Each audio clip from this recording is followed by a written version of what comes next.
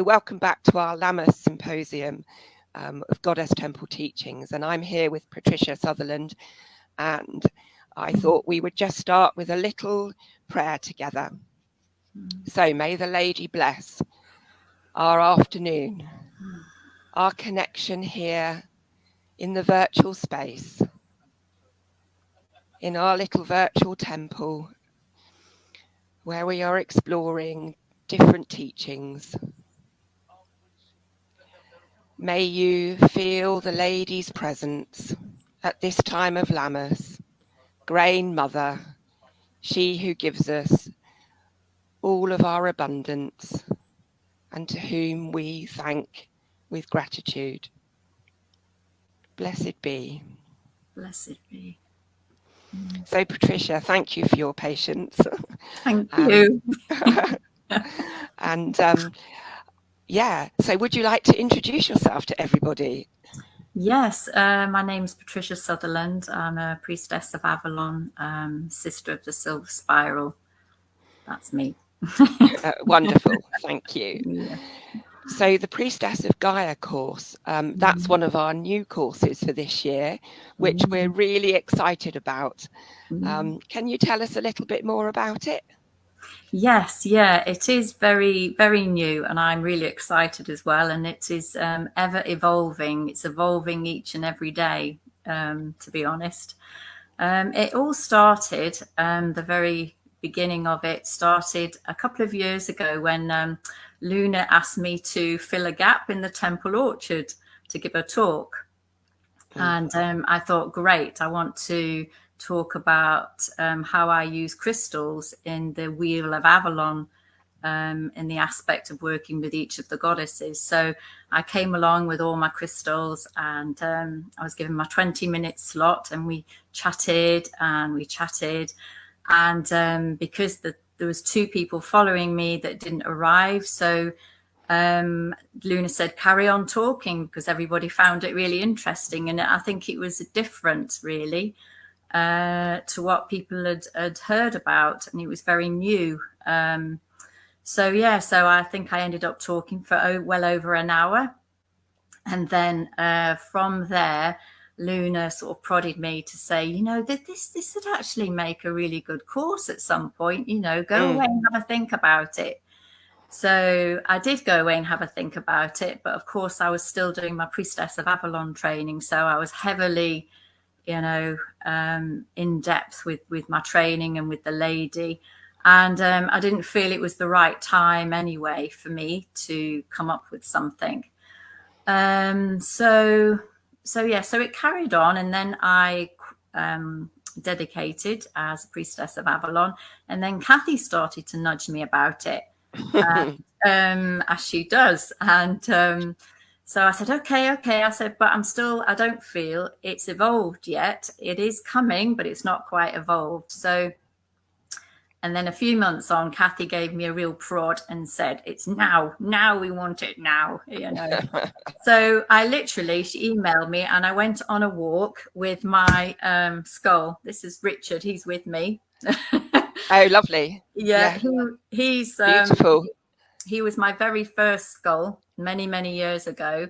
And I spoke with him and also my master skulls, and went on a walk in the woods, and we came back, and I said it has to be a 2-year priestess course, and the guidance I was given was Priestess of Gaia course. And so I quickly emailed Kathy the same day, and off it went. And it started to evolve ever since. So wonderful. Yeah. And tell me more about your relationship with crystals. When did you first become interested in crystals? It began back in probably around the year 2000. My influence was a dear friend of mine, Janine Parkinson. She actually taught me Reiki therapies. And I went to her home, and she gave the teachings there, and her home is absolutely filled to the brim of crystals. And I walked in there, and the energy was like buzzing, and my eyes were just everywhere thinking, my God, these are so beautiful. Feel the energy of all of these. And I was asking her questions. And so she began to teach me about them. and she taught me in a very unusual way, and that way is to work with them on an animistic level, which is a way of you work with the energy of a specific crystal. So you don't grab a citrine and think, oh, that's for abundance or whatever. You work with its actual energy. You connect with its source, its consciousness, which every crystal has, because they're all living beings at the end of the day. So that's how I began. So over 20 years now. Yeah. And I have to ask this because I'm really curious. Do you have a favorite crystal? It's the obvious question, isn't it? Yeah, it is. Not really, no, because I do use them all, but I have specific crystals that I love. Like I love Lemurian crystals. And phosphorodite I love because it's known as the hug stone. So if I'm ever in need of a hug, I just hold it and it just gives me that warm embrace. But obviously I do have special crystals that I've been gifted. Often they are the most precious ones to me when people gift them to me, because as with crystals, they tell you when they need to move on to different people, as my collection does. So when I feel one needs to move on, then I gift it to that person because I listen to what the crystal is telling me, and I do what I say, because at the end of the day, we are just guardians of these beings. You know, we don't own them. You know, so yeah. I love that idea, that the fact that we are guardians of them and that they stay with us for a little bit of time, and then it might be that they need to move on to someone else. Even I have got some really expensive ones, but they when they ask to move on, I move them on, and it's like, oh no, you know, but off they go, you know, so they have to. And of course I did I spent quite a few workshops and time with Judy Hall as well, the late Judy Hall, and she was such a wise woman, and she taught me so much as well. So I think between Janine and Judy, you know, I've had the best teachers with crystals, you know. Wonderful. So, and obviously the Priestess and Priest of Gaia course contains a lot more than crystals on their own. So what other elements come into the Priestess and Priest of Gaia course? Yeah, it does. Well, we'll be working very closely with all of the elements concerning Gaia. So we'll be working with her waters. So we'll be looking at healing the waters, how we can do that. We'll be looking at air, you know, what we can do to purify our air. We'll be working with trees. Looking at how we can heal trees, how they communicate with us, how we connect with them, how we can listen to them. We'll be working with herbs and flowers. So just absolutely everything the earth can offer us, we will be working with. You know, so I'm just so excited. I just can't wait to get going. Really can't. Yeah. And it's such an important, such an important subject, isn't it? With the environmental stress that the earth is under, and knowing how to care for her, and knowing how to care for ourselves as well. Yes, and that will be a big part of the priestess training. We will be very much diving deeply within ourselves as we connect with Gaia in her many faces, as she shows us, as to where we need to heal ourselves. So there'll be a lot of healing going on for ourselves, because until we are healed, you know, we struggle to heal others and the earth. We struggle to hear, we struggle to see, etc. So it's important that we heal ourselves first. So that is the very beginning of the training. We will be obviously looking at Gaia. We will be meditating, journeying with her to see how she appears to us, because it will be very personal to each and every one of us. And we'll be looking historically at Gaia and her many faces, looking around the world, how Gaia is seen by all the different cultures and aspects. And then on the very first weekend, we are conceived in her womb in a very beautiful ceremony. So that is the very beginning, and we are sort of held in her womb. We are conceived, and we take our first journey with her to meet her. And we begin making our own medicine bag, which will be added to as you progress throughout the course, with everything that you need to be able to heal yourself, others, and the earth. Wonderful. Yeah. And how many weekends is the course? It's eight weekends is the first year, and probably 8 weekends for the second year as well. Yeah. Yes, and starting in October. October 5th and 6th. Yes, it is. Yeah. So really looking forward. It's still, it's going to be a training in progress. It will change. It will flow as needed, because I don't want to keep it rigid. It doesn't have to be rigid. There will be certain things that we will cover, but it's important that we go at the pace of the students. And because we obviously we need to be relaxed and to find what Gaia looks like for ourselves first, and then we begin, and it will just flow. It will just flow. Yeah. It sounds like a wonderful journey of exploration. Yes, it will be, because we will be visiting different places as well. Obviously, a lot of it will be in Avalon. We'll be exploring Avalon in great depth, looking at the ley lines, the dragon lines, trackways, the trees. The tour, we'll be walking the labyrinth, because that's quite important. And then we'll be visiting Avebury, to the standing stones there. And at Lither, we'll be on the Jurassic Coast where I live here to connect with the Lemurian energy. So lots of little traveling as well, and lots of ceremonial work. It's going to be beautiful. Yeah, it really sounds it. So how did your spirituality begin and develop? Well, I think, to be honest, it began when I was very, very small. I was always outside, a bit of a tomboy. I had pet worms. I used to talk to trees, and I used to listen to them. I used to go off in my canoe down little rhines and climb trees, and I used to talk to the fae and the elementals, and so I think it began when I was very small, and then obviously into adulthood, life takes over, and you tend to lose a little bit of that. But then it probably really came back when I met Janine in the late 1990s, when I first met her. And then she sparked something off in me. And I then obviously did my training in Reiki and other shamanic practices, which she taught, and tarot and other divination.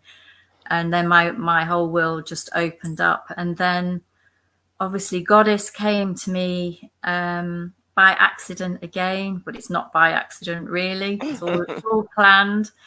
In 2021, when my husband dropped me off in Glastonbury for a few hours, he said, "I think you might like this place. Have a few hours." And when I landed, it was like I've come home. I remembered so much. I started to remember things, and then I went for a walk and went into the Goddess Temple gift shop, and Susie Quatermass, she sort of just took one look at me, and she just handed me the Priestess of Avalon leaflet and said, "I think you need to do this." Wow, amazing. Yeah. And so I did, but I wanted to be near Glastonbury. And at the time I lived in Cambridgeshire, I wanted to do it all in person. So I manifested, did some spell work, and spoke with my husband, and we manifested the house, and we moved in February 2021 to the Jurassic Coast. So also a beautiful spot. It is, and just an hour away from Glastonbury. So it's perfect for me because obviously I love this coastline and this area with its ancientness and coastline, and but I'm close to Glastonbury, and I could do what I needed to do. What was there for me. Yeah. Wonderful. Yeah. Thank you. And have there been any other people that have inspired you on your journey? Yeah, Janine, Judy, and Audrey Hepburn. Yeah, Wow. yes. I have always admired Audrey Hepburn for many years, since I was little again. And when she passed away, she's been a spirit guide of mine for quite a few years. So she's been quite an important part of my life. And obviously Kathy is my inspiration, and I have such deep respect for her. And when I first listened to her video about the Priestess of Avalon course and read the book, I thought, yes, this is my path. And yes, and I just love the lady. She has completely transformed me into my authentic self, and I have so much gratitude to Kathy for bringing her to me. Or maybe it was all in the plan anyway, Yes, so, maybe. Yes. Sounds like it probably was. Yes, I think so. So yes, so those women. Yeah. Wonderful. Thank you. Yeah. And so what role does the community play in your spiritual journey? The community. Well, I have probably two communities. I have my Glastonbury community. Of course. My sisters and brother who are my family, because apart from my immediate family, my two sons, I don't have any other living relatives at all. I am the last of my line of family. Right. Completely. So the sisterhood and brotherhood of Glastonbury is my family for sure.